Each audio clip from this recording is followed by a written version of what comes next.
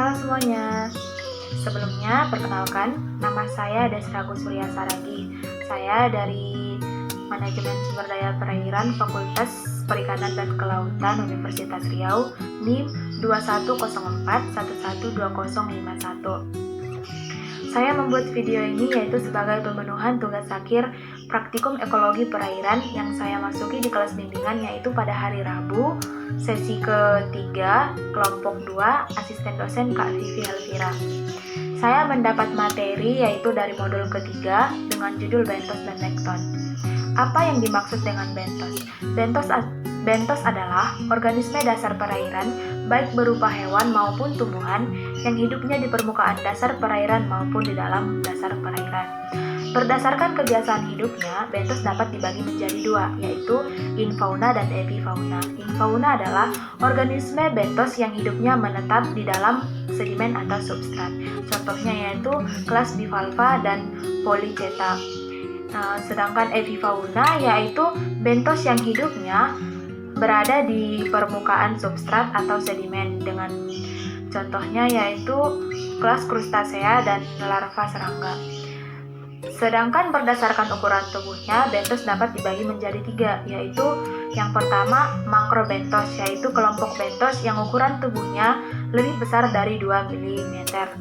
Yang kedua yaitu meiobentos, yaitu kelompok bentos yang ukuran tubuhnya dari 0,2 sampai 2 mm. Yang ketiga yaitu mikrobentos, yaitu kelompok bentos yang ukuran tubuhnya lebih kecil dari 0,2 mm. Selanjutnya yaitu nekton. Apa itu nekton? Nekton adalah kelompok hewan air yang termasuk ke dalam kelas Pisces yang biasa disebut dengan finfish, yang bertulang punggung, yang bergerak dengan sirip, yang bernapas dengan insang, dan memiliki suhu tubuh yang relatif dengan suhu habitatnya.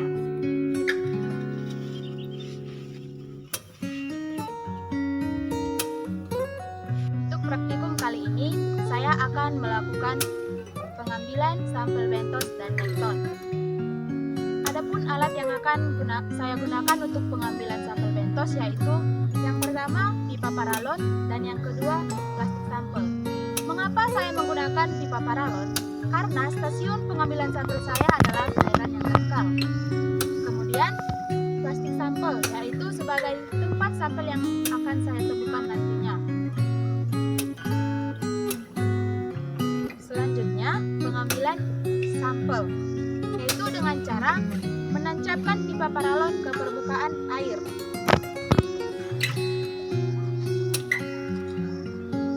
Kemudian kita tutup bagian atasnya secara rapat, lalu kita angkat secara perlahan. Lalu kita masukkan ke dalam plastik sampel.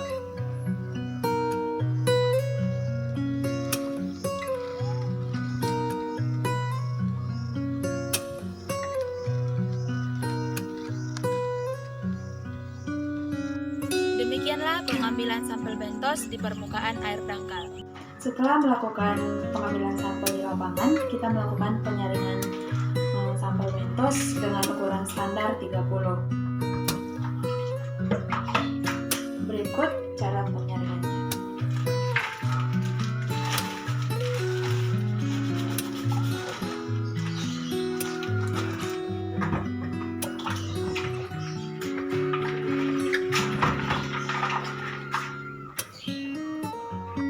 Setelah bentosnya disaring, kita masukkan ke dalam cawan Petri yang telah diberikan label.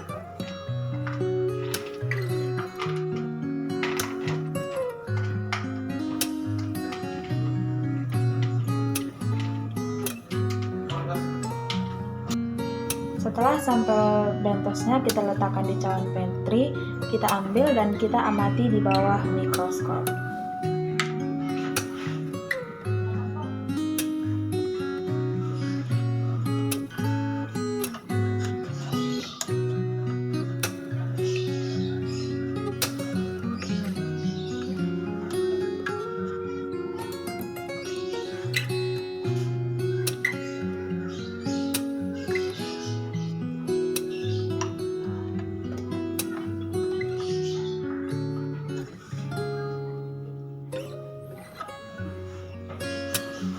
Kemudian kita melakukan identifikasi di buku identifikasi.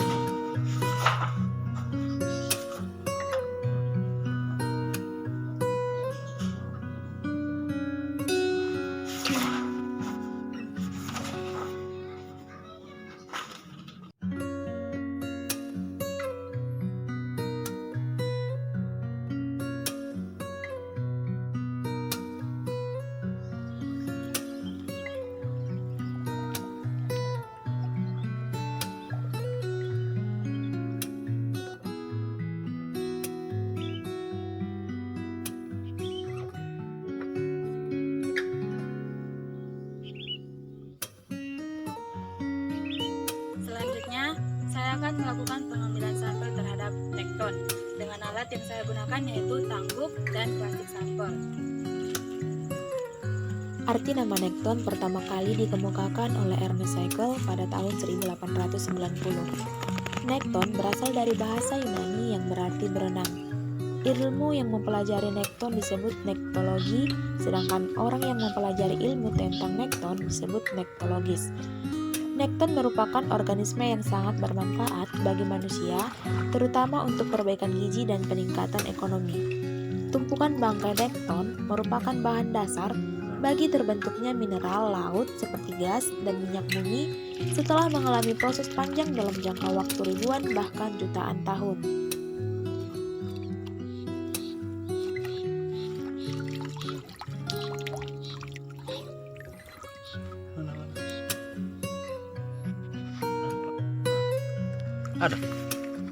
Ada kan?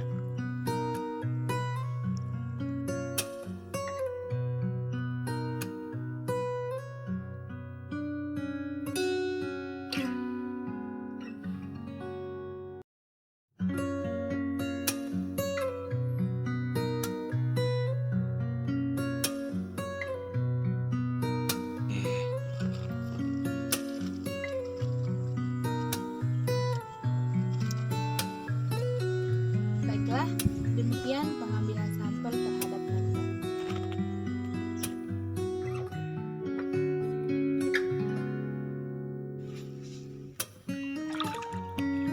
Bioindikator adalah kelompok atau komunitas organisme yang keberadaan dan perilakunya di alam berhubungan dengan kondisi lingkungan. Apabila terjadi perubahan kualitas air, maka akan berpengaruh terhadap keberadaan dan perilaku organisme tersebut, sehingga dapat dijadikan sebagai penunjuk kualitas lingkungan. Hal ini disebabkan adanya respon yang berbeda terhadap suatu bahan pencemar yang masuk ke dalam perairan dan bersifat demoban.